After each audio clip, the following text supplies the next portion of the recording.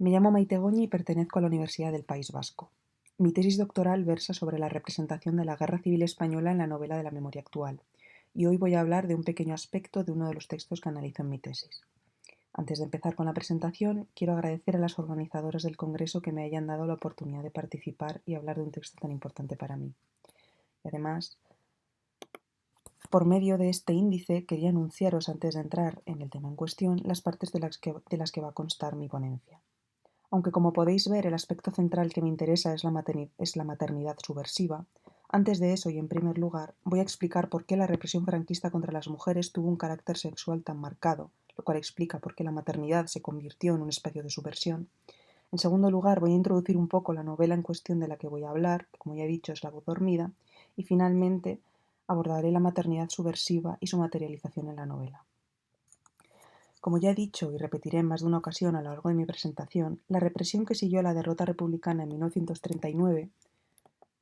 o antes, según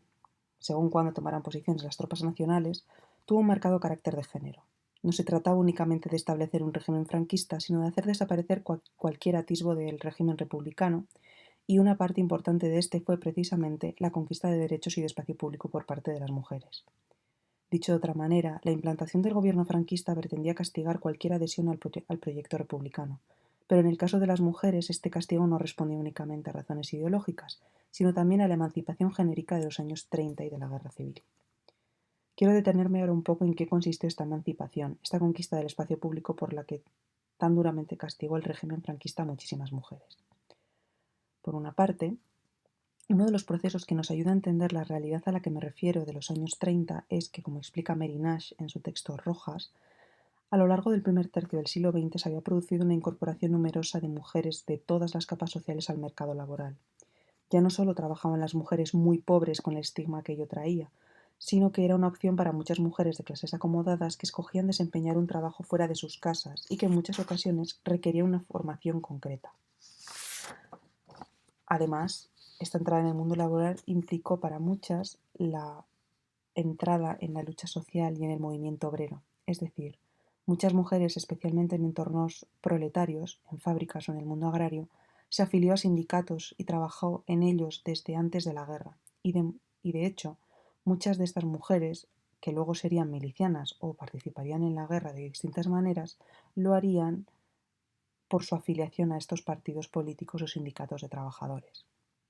Con la llegada de la Segunda República, las mujeres acceden al espacio público y a instituciones políticas y culturales muy importantes. Así, aparecen figuras muy destacadas en política que serán parte importante de la conquista de derechos de este momento. En la diapositiva he incluido las fotografías de algunas de estas mujeres, aunque son muchísimas más. Y quiero destacar a tres de ellas. A Victoria Kent, en primer lugar, quien emprendió una reforma fundamental en el sistema penitenciario español. A Dolores Ibarruri, quien llegó a ser la secretaria general del Partido Comunista de España y fue la autora de uno de los lemas de guerra más importantes, que fue No pasarán. Y a Federica Montseny, quien llegó a ser la primera mujer que obtuvo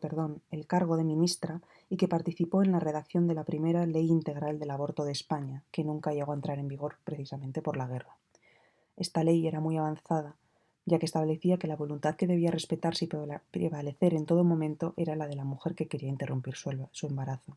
El aborto además debía ser gratuito, seguro y universal, y debía procurarse que en cualquier centro donde se practicaran hubiera sanitarios que los llevaran a cabo. A nivel cultural, hoy son muy conocidas las sin sombrero, que también aparecen en la diapositiva, quienes reivindicaron a las mujeres artistas y sus trabajos como parte de la cultura española y que hasta ese momento habían sido ignoradas e invisibilizadas únicamente por su género. Ellas constituyen además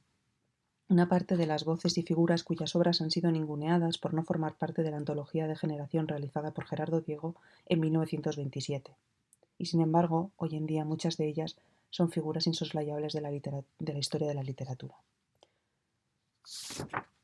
El estallido de la Guerra Civil, lejos de acabar con todo esto, en algunos puntos lo potenció. Me explico. Especialmente en los primeros meses de la guerra y debido a que la organización de las milicias de contención y de combate frente al golpe de Estado se organizaron desde instancias partidistas y sindicales,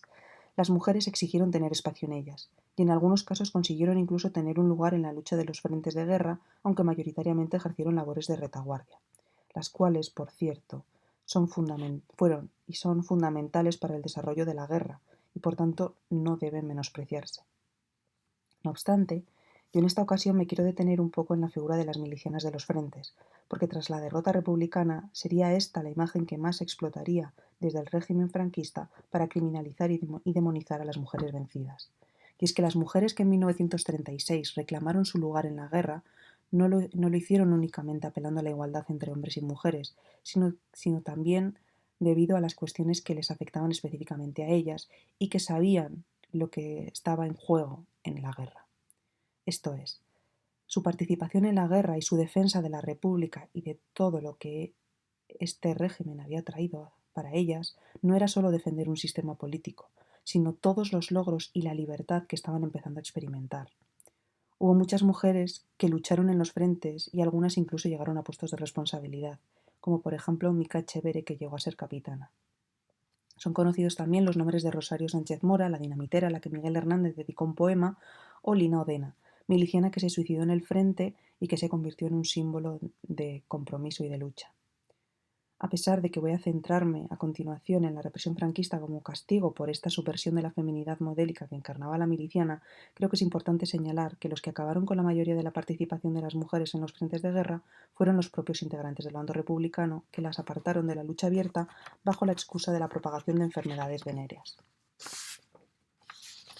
El fin de la guerra y la derrota republicana tuvo entre sus consecuencias la imposición de una férrea distinción entre dos modelos de mujeres. Uno al que todas debían aspirar a encarnar, el ángel del hogar, y otro, las mujeres rojas, que debían despreciar al mismo tiempo que se promovió señalar y violentar a aquellas a las que se identificaba mediante esta calificación. El primero de estos modelos, como ya he dicho, corresponde al ángel del hogar, un arquetipo que desde el siglo XIX se había empleado para dirigir y moldear la conducta femenina para conseguir que las mujeres realizaran el trabajo de cuidados y de reproducción, es decir, que fueran madres abnegadas y esposas eficientes y solícitas a tiempo completo y en apariencia por gusto o por amor. Bajo la dictadura, la imposición de este rol de género respondía al objetivo político de establecer un control social casi completo. Así se difundió el discurso de que el Estado era como una familia ideal católica y franquista en la que el cabeza de familia, o jefe del Estado, ofrecía protección, lo cual quería decir que tenía todo el poder sobre los aspectos de la vida de las personas a su cargo, a cambio de afecto, es decir, trabajo de cuidados gratuitos y de proporcionar descendencia que bien sostendría el sistema perpetuándolo o bien sería la mano de obra que haría posible el funcionamiento de ese mismo sistema. Todo se estableció por ley, de manera que bajo el mando de Franco las mujeres no solo estaban obligadas por esta legislación a ser obedientes y a satisfacer en todos los aspectos imaginables a sus maridos, sino que además legalmente eran consideradas ciudadanas de segunda, condenadas a permanecer bajo la tutela eterna de los hombres de su alrededor. En definitiva, las mujeres no tenían posibilidades de poseer nada, ni propiedades ni sus propios cuerpos. Frente al ángel del hogar estaban las mujeres rojas, la subversión perversa del ideal franquista encarnado en el cuerpo de mujeres que habían perdido la guerra. Esta perversidad respondía a que el modelo de mujer roja era una ampliación de la figura de las milicianas, cuya imagen resultaba muy rompedora y llamativa, ya que muchas de ellas habían adoptado como uniforme de guerra el mono obrero y otros atributos considerados masculinos, las botas, gorrillas militares y por supuesto las armas. Así, la demonización de la miliciana se transformó en el desprecio y represión de las mujeres rojas, término que acogía no solo a las mujeres implicadas de cualquier manera en la guerra o que se hubieran visto significadas políticamente, sino todas aquellas que tenían un vínculo con hombres rojos. Esto recibió el nombre de responsabilidad subsidiaria y afectó a muchísimas mujeres. Por supuesto, y debido a su condición de no mujeres, pues no respondían al modelo femenino impuesto, enseguida se las clasificaba además de malas madres, o de mujeres no aptas para la maternidad, lo cual fue empleado como excusa para quitarles a sus hijos, o para impedirles desempeñar sus maternidades. Del mismo modo, y al hablar de ellas, se las representaba como una horda de mujeres enloquecidas, libertinas que hacían gala de su sexualidad y de su degeneración, y que además disfrutaba ejerciendo violencia sobre las personas de derechas y miembros del clero. Seguidamente, quiero presentar de forma muy breve el texto al que pertenecen los ejemplos de maternidades subversivas de los que hablaré un poco más adelante.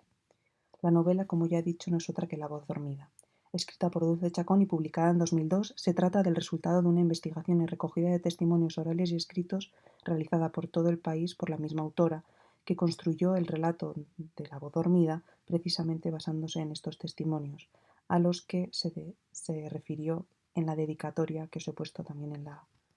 en la diapositiva. La novela tiene dos pilares fundamentales. Por una parte, la visibilización de la represión y violencia específica que sufrieron las mujeres a la que ya me he referido, y, en segundo lugar, el testimonio de la existencia de muchísimos tipos de resistencias alrededor de la lucha clandestina antifranquista, que sería considerada la resistencia principal. Al mismo tiempo que se da valor a esta lucha proponiendo una rememoración que, fundamentada en la memoria de la lucha antifascista, dé lugar a la construcción de una conciencia ideológica que no obvie un pasado de movilización colectiva. En cuanto a las distintas resistencias que se ejercían alrededor del combate guerrillero, una amplia mayoría de ellas las llevaban a cabo mujeres. Forman parte de este universo, por supuesto, los puntos de apoyo a las guerrillas, las mujeres de presos y las asociaciones que crearon para luchar por los derechos de los encarcelados y para mantener viva la esperanza de cambiar las cosas, pero también incluyo dentro de estas estrategias aquellas que pertenecen a la vida cotidiana, al mundo de los afectos, en el que la creación de lazos emocionales y de redes de apoyo fue fundamental. Y a este mundo pertenece la maternidad subversiva, o mejor dicho, la creación de comunidades emocionales alternativas a la familia tradicional, católica y franquista. Antes de entrar en qué consiste la maternidad subversiva, considero importante delimitar en qué consiste esta subversión, y para ello traigo las palabras de Judith Butler de su texto El género en disputa. Para escapar de la emancipación del opresor en nombre del oprimido, es preciso reconocer la complejidad y la sutileza de la ley y desprendernos de la ilusión de un cuerpo verdadero más allá de la ley. Si la subversión es posible, se efectuará desde dentro de los términos de la ley, mediante las opciones que aparecen cuando la ley se vuelve contra sí misma y produce permutaciones inesperadas de sí misma. Entonces, el cuerpo culturalmente construido se emancipará, no hacia su pasado natural ni sus placeres originales, sino hacia un futuro abierto de posibilidades culturales. Aplicando esta concepción a la distinción de roles femeninos que ya he comentado, resulta comprensible que la maternidad se convirtiera en un espacio que diera pie a la resistencia y a la subversión de la represión, ya que frente a una maternidad obligatoria y determinada por convenciones sociales férreas, en la novela prevalecen unas maternidades escogidas, sin que tenga que haber inevitablemente lazos de consanguinidad y, sobre todo, que se construyen sobre un principio de cuidado y afecto. Además, es importante no olvidar que una de las formas de deshumanizar y de despreciar a las mujeres rojas o vencidas fue precisamente negar su valía para ejercer la maternidad o directamente impedirles ser madres. Frente a todo ello, la creación de redes de afecto y de lazos emocionales en situaciones muy adversas y como reacción a la imposición de una imagen que les impedía considerarse a sí mismas como madres y mujeres, constituye una de las principales formas de resistencia contra la misoginia franquista, y todo ello dentro del sistema que las oprimía, utilizando estrategias que pertenecían a esa misma realidad.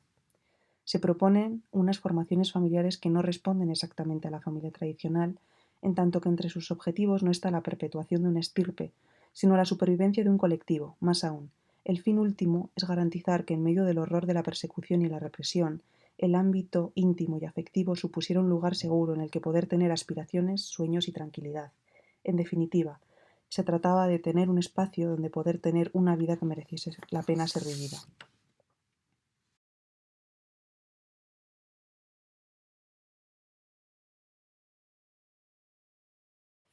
En esta diapositiva he querido reunir ejemplos concretos de cómo se representan estas maternidades subversivas en La voz dormida.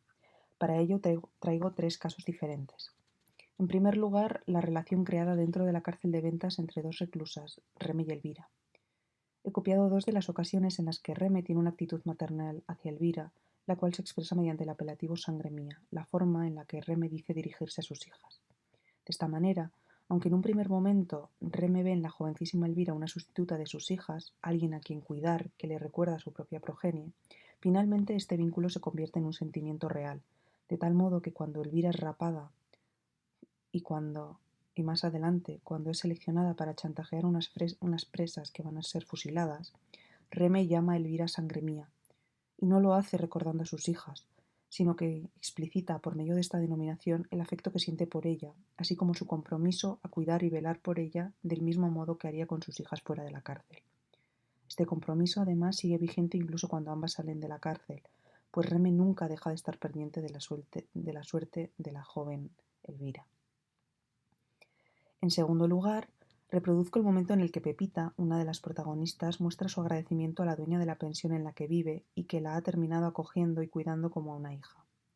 Como ella misma dice, y es que la relación entre estas dos mujeres, que nace a raíz de la implicación y colaboración de ambas con la resistencia clandestina, cambia y se convierte en un vínculo basado en el cuidado mutuo y en el afecto construido contra el hambre y la desesperanza. Y por último, el caso que encierra además la propuesta memorialística de Chacón. Corresponde a la adopción por parte de Pepita de Tensi, la hija de su hermana, quien es fusilada por su pertenencia al bando republicano y a la guerrilla antifranquista. Así, a pesar de que Hortensia, la madre de Tensi, deja unos cuadernos donde escribe para su hija y su marido, donde les dice todo lo que no podrá decirles en persona, porque está encarcelada, los cuales Pepita utiliza para criar a Tensi y, y los lee para ella todos los días, la niña en un momento dado compara su inusual familia con las familias que conoce de sus compañeros del colegio y confronta a Pepita acerca de esta cuestión. Pepita entonces le dice que hay mentirijillas que ayudan a seguir viviendo, que son más hondas que las verdades más hondas. De esta manera, la autora, en voz de Pepita, no pretende introducir un debate acerca de la verdad y de la mentira, sino una valoración de las ficciones, las verdades construidas por colectivos oprimidos y que sufren, para seguir luchando y seguir viviendo y para cuidarse frente a la violencia sufrida. El ejemplo de la familia que Pepita construye a lo largo de la novela constituye además el mejor ejemplo de los que ya he comentado hasta ahora. Se trata de una unión de personas que han sufrido la represión franquista de distintas maneras, pues aunque no lo he dicho todavía, doña Celia perdió a su hija, que también era militante de las Juventudes Socialistas, por su filiación política, y sustituye esta maternidad truncada con la llegada de Pepita. De esta manera, las personas que terminan formando parte de la familia de Pepita, doña Celia y Tensi se unen en un mismo espacio, la pensión de la que es dueña Celia, para cuidarse unas a otras al mismo tiempo que siguen colaborando en la lucha antifranquista. De esta manera, la pensión en las que todas viven se convierte en un espacio seguro, que les da la oportunidad de refugiarse cuando la situación se hace insostenible, en la que mantener viva la memoria de unos padres asesinados por el régimen y de todos sus compañeros, o de una hija asesinada también, y de discutir acerca de política y de su situación, y de quejarse de la injusticia de la situación, sin ser miedo a ser delatados por la policía. En resumen, y para acabar, a modo de síntesis de todo lo que he dicho hasta ahora, es importante no dejar de lado el carácter genérico y sexual de la represión franquista, que buscaba castigar una ruptura de los límites y por la conquista de una parte del espacio público por parte de las mujeres. El castigo, además, perseguía imponer el control absoluto por parte del Estado de los cuerpos y voluntades de las mujeres, así como desposeerlas de todo, tanto a nivel material como emocional, ya que si no respondías al rol sexual asignado, no tenías espacio en la sociedad y por tanto serías señalada y estigmatizada, cuando no violentada. Esta persecución social y estatal y policial, por supuesto, será respaldada además por leyes misóginas que establecieron que las mujeres no tenían autonomía ni agencia para hacer nada sin un permiso y sin el beneplácito de los hombres a su alrededor. Frente a todo ello, en La voz dormida se presenta una subversión de uno de los principales cometidos de las mujeres que aspiraban a ser las perfectas casadas o los ángeles del hogar. Me refiero, por supuesto, a la maternidad. Así, frente a una maternidad hegemónica y perpetuadora de las desigualdades, se introducen unos vínculos maternales alternativos, basados en el cuidado y el afecto mutuo, y que buscan poner la vida en común en el centro para hacer posible la vida en la adversidad que suponía la persecución franquista y la represión. Finalmente, será a estas mujeres que encarnan maternidades subversivas las encargadas de hacer posible la conservación y la pervivencia de una memoria silenciada acerca de la violencia ejercida sobre el bando vencido en la guerra civil y específicamente sobre las mujeres que perdieron la guerra 2 veces, o dicho de otra manera, fueron represaliadas doblemente, tanto por su vinculación ideológica como por su género. Muchísimas gracias.